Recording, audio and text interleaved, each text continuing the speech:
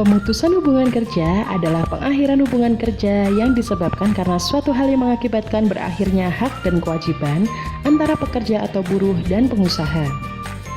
Pemutusan hubungan kerja tidak boleh dilakukan secara sepihak dan sewenang-wenang, serta pengusaha mempunyai kewajiban melakukan segala upaya untuk menghindari terjadinya pemutusan hubungan kerja.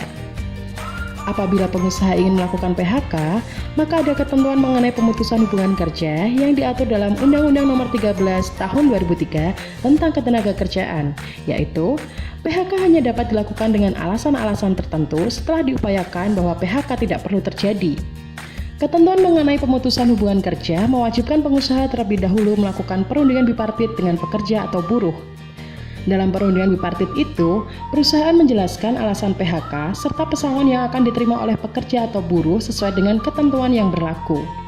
Di lain sisi, pekerja atau buruh harus diberi kesempatan untuk menyampaikan pendapatnya sebelum hubungan pekerjanya diputus. PHK seharusnya merupakan kesepakatan kedua belah pihak antara pengusaha dengan pekerja atau buruh.